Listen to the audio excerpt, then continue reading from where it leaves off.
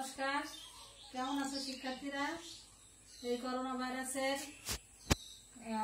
যে সমস্ত সমস্যা, এই সমস্যার কারণে তোমরা কখনো বাইরে যেও না, ঘরে বসে থেকো, ঘরে সুস্থ থাকো, নিরাপদে থাকো। আমিও ভালো আছি, ঘরে আছি। আজকে আমরা ষষ্ঠ শ্রেণীর বাংলা দ্বিতীয় পড়ব পদ। পদ কাকে বলে আমরা আগে জানি। পদ কাকে বলে? পদটা হচ্ছে বাক্যে ব্যবহৃত বিভক্তি যুক্ত ধাতুকেই বলে পদ। পদ কয় প্রকার? পদ প্রধানত হচ্ছে দুই প্রকার, একটা হচ্ছে সব্যয় পদ আর একটা অব্যয় পদ। আর পদ হচ্ছে সাধারণত 5 প্রকার: বিশেষ্য, বিশেষণ, সর্বনাম, অব্যয়, ক্রিয়া। আর সব্যয় পদ কয়টা?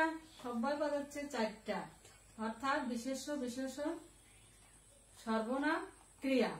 তাহলে আমরা প্রথমে জানলাম পদ প্রধানত দুই প্রকার, একটা হচ্ছে সব্যয় পদ, একটা হচ্ছে অব্যয় পদ। এবার হচ্ছে বিশেষ্য পদ কাকে বলে? যে পদে কোনো কিছুর নাম বোঝায়, ব্যক্তি বা বস্তু যেটাই বলে না কোনো, কোনো কিছুর নাম বোঝায়, অর্থাৎ নাম মাত্রই বিশেষ্য। তাহলে বিশেষ্য পদ কাকে বলে আমরা জানলাম, যে যে পদে কোনো কিছুর নাম বোঝায় তাকেই বলে বিশেষ্য। যেমন দেখো, চেয়ার, টেবিল, বই, খাতা, রহিম, করিম, যদু, মধু, এগুলো সবই হচ্ছে বিশেষ্য, তাই না? এবার আমরা বিশেষণ পদ। বিশেষণটা কি? যে পদে দোষ, গুণ, অবস্থা, সংখ্যা, পরিমাণ বোঝায়, সেটা হচ্ছে বিশেষণ পদ। আচ্ছা, বিশেষণ পদে আমরা কি জানলাম? যে যে পদের দোষ, গুণ, অবস্থা, সংখ্যা বোঝায়, তাই না? সেটা হবে বিশেষণ। বলতো একটা উদাহরণে আমরা বলতে পারি কি? যেমন আমি যদি বলি আমটি পচা, তাহলে এখানে এই যে আমটি পচা, এই পচাটা কি? আমের দোষ, তাই না? যদি বলি আমটি সুন্দর বা আমটি পাকা, তাহলে এটা হবে কি? আমের গুণ, তাই না? এবার আমরা সর্বনাম পদে যাব। সর্বনাম পদ বলতে আমরা কি বুঝি?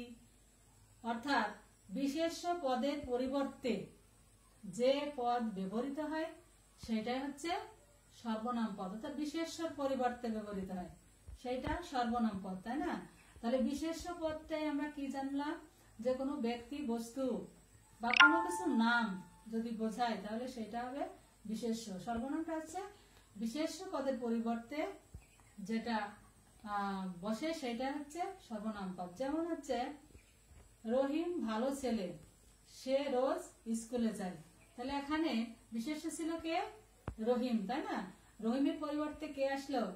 সে। তাহলে রহিম ভালো ছেলে, সে রোজ স্কুলে যায়, তাহলে সেটা হচ্ছে সর্বনাম পদ, তাই না? আচ্ছা, এবার হচ্ছে ক্রিয়া। ক্রিয়াটা কি? ক্রিয়াটা হচ্ছে কাজ, তাই না? ক্রিয়াপদ বলতে আমরা কি বুঝি? যে পদে হওয়া, যাওয়া, করা, খাওয়া বোঝায়, অর্থাৎ কাজ করা বোঝায়, সেটা হচ্ছে ক্রিয়া, তাই না? তাহলে আমরা এই ক্রিয়াপদ একটা উদাহরণ দিই। উদাহরণটা হচ্ছে কি? রহিম ভাত খায় বা করিম স্কুলে যায়।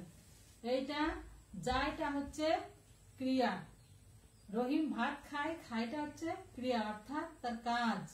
ক্রিয়া শব্দের অর্থ হচ্ছে কাজ। এবার হচ্ছে অব্যয় পদ। অব্যয় পদ বলতে আমরা কি বুঝি?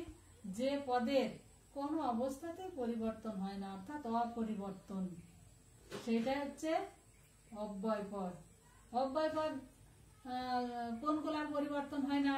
যেমন দেখো, এবং, সুতরাং, অথবা, নতুবা, নতুবা, তাই না?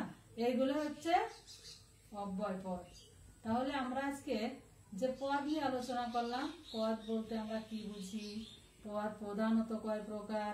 প্রধানত আমরা জানলাম 2 প্রকার। তারপরে সাধারণত পদ কয় প্রকার? 5 প্রকার। তাহলে সব্যয় পদ কোনগুলা? বিশেষ্য, বিশেষণ, সর্বনাম, ক্রিয়া, এই 4টে হচ্ছে সব্যয় পদ। আর অব্যয় পদ সে নিজেই অব্যয়। এবার আমরা 5টি পদের বর্ণনা জানলাম এবং উদাহরণ সহ জানলাম, তাই না?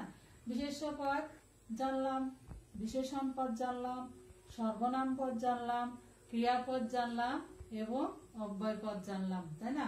এবং প্রত্যেকটি আমরা এক একটা করে উদাহরণও জানলাম। তাহলে বিশেষ্য, বিশেষণ, সর্বনাম, অব্যয়, ক্রিয়া। বিশেষ্য তাহলে কি? নাম মাত্রই বিশেষ্য। আর বিশেষণটা হচ্ছে কোনো দোষ গুণ যদি বোঝায় সেইটা। আর সর্বনামটা হচ্ছে বিশেষ্য পদের পরিবর্তে যেটা বসে সেইটা। আর ক্রিয়াটা হচ্ছে কাজ, অর্থাৎ যে পদে খাওয়া যাওয়া করা খাওয়া বোঝায় সেটা হবে কাজ বা ক্রিয়া। আর অব্যয়টা তো জানলাম যে যার কোনো পরিবর্তন হয় না, অর্থাৎ অপরিবর্তনীয়, সেটা হচ্ছে অব্যয়, তাই না? আগামী দিন তোমরা এই যে 5টা পদের আমরা সংজ্ঞা জানলাম এবং বিভিন্ন উদাহরণ জানলাম, তোমরাও বাড়িতে বসে এইগুলো দেখবে এবং খাতায় লিখবে বিভিন্ন এর সংজ্ঞা সহ উদাহরণ। ধন্যবাদ, সবাই ভালো থেকো, সুস্থ থাকো।